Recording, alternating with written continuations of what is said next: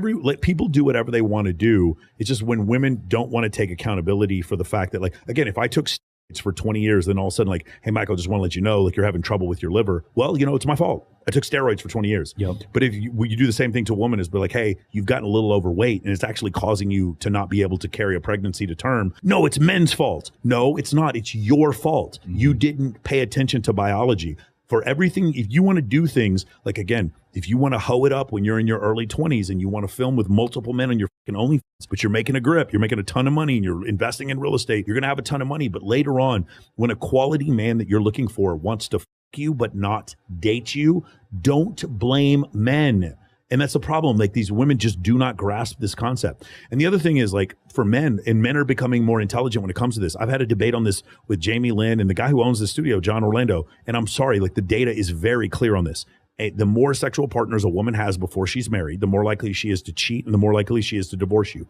That is just a fact. It doesn't mean it's a 100% correlation, but it's a 70-80% correlation. Yeah, then versus the person that's only dated one person their entire life. But like, if a woman's been with more than 20 partners, she has like a 17% chance of staying in a marriage. And I'm listening to women actually tell me there's no correlation between multiple sexual partners and getting divorced. And I'm like, okay, if you have a sales guy and this sales guy's had like, say, 5 or 6 jobs, and he's constantly getting offers on LinkedIn for new jobs, and you're like talking shit to him, and he's like, I know I could get another job in 15 seconds. Yeah. He's more likely to leave. It's the same thing. How does that make sense? But yet a woman having multiple sexual partners filing for divorce doesn't make sense. I don't understand. You're just not using logic. It's obvious that's the case. And you might say, well, what about men being more likely to leave because they had multiple sexual partners? Well, guess what? Who's filing for divorce? 80% of divorces are being filed by women. Men aren't leaving marriages, period. So them having multiple sexual partners is not the issue. Now, everything I said I can back up with data. Everything I said I can back up with data. To your point, would you say that there's a correlation with the woman that is on these online apps, Tinder, Hinge, Bumble, because she's going on way more dates and she's more considered a serial dater, that she's more likely to move on as soon as shit hits the fan? So she's actually not a serial dater. You should read this. I recommend everyone read it. It'd take you 2 hours to get through it. It's called The Book of Numbers by Aaron Clary. Women are going on dating apps for attention. Women are doing on average, like 6,000 swipes to the left before they go on one date.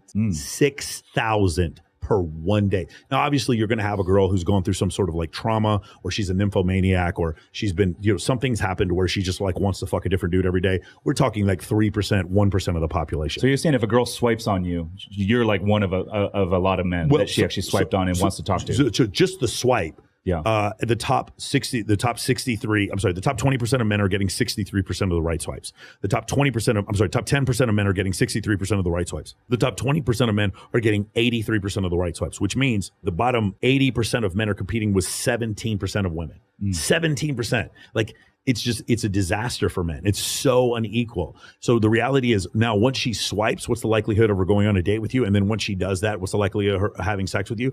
I have a friend of mine. He's one of my sales guys, and he's got 6-pack abs. He's gorgeous. And he's like, yeah, I have 7 dates a week. I can have 14 dates a week. For guys that are in that category of, like, it's called the top 4.5%.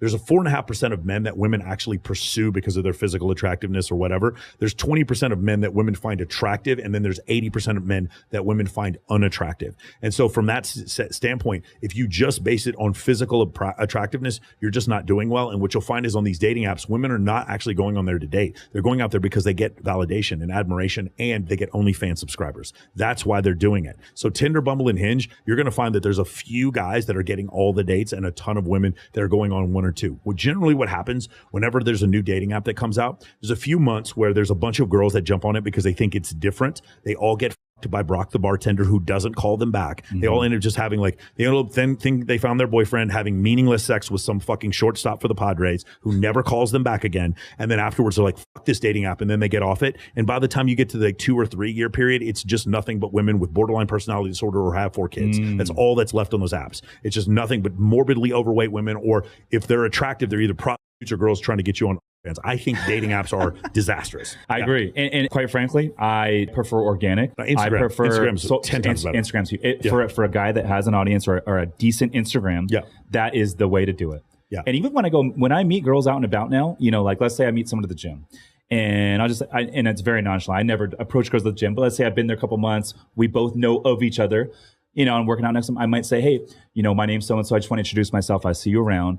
We'll chat a little bit. And then I'll say, hey, let's connect sometime. Are you on social? Yeah. Connect on Instagram. And then the best way to set it up is, hey, we should grab a drink sometime if you're open to it. One of two things happen. Either say, hey, no, I'm not interested. I have a boyfriend, whatever. Great. And it's nonchalant. Or two, they be, yeah, I'd love to. And then cool, you're in the door, and it's just such a better way to set it up, because now they get to check you out on Instagram, they get to check you out on social, versus going online and having to compete with all these thousands of guys that are swiping, I would take it one step further. I would actually have all those girls collect them and then invite them to some massive event that you go to that you're in charge of, and then let them all get to see you in contextually like a position of power or high status. And doing that, then what happens is a bunch of let's just say 20% of the girls were going to say yes and 80% weren't going to say no. If 100 of those girls then go to your event that you're running or that's for you, all of a sudden that number comes to 40 or 50% of the women would say yes. Because the thing is, like, when women look at men, there's just attributes in a man they just don't know. Is this man going to sexually assault me? Is this man going to be terrible in bed? Is this man going to be cruel to me? Is he poor? Like, there's all these things. Having a good social media presence with females and that sort of thing, that will help. That will shut a lot of that out. Yeah. So when you show on your social media that there's compliance from other women on your social media, that actually makes women feel far more comfortable around you. Now, if you do it too much like me, you'll have women come out and say, yeah, I don't like that. You look like a boy, right before they sleep with you. I dated a girl recently that, because all the except for Parker, all the people on my team are female. Yeah. And a lot of them are attractive. Yeah. And I dated a girl recently who was very intimidated by it. The reason I didn't know while I was dating her, but I knew after the fact, was every time I invited her out to like a function with my team members, she would always bail last minute. And it'd always be a different excuse. Oh, I don't feel good, whatever it is. And I found out after the fact that she was just a jealous woman. Yeah. So one of the things though is like your attraction is still 10 out of 10. Like, she's still very attracted to you, even if she's considering it. If you just did a few things to like increase comfort, she would go out with you. This idea that women just like, when multiple women like a man, this idea that women are just like not attracted to them is total fucking cap. It is not true. It's something that women say to cope with the fact that they feel jealous or they're losing control. What you'll notice generally, and by the way, men are the same way. Generally, when you're doing something that garners you more control, so like you become better looking and get in better shape, get more followers on social media, get 6-pack abs, whatever. When you do those things, you're going to notice women become a little bit more They start to complain a little bit more. They start to try to pull, oh, no, let's stay at home and watch Netflix. Why are you hanging out with these people, et cetera, et cetera.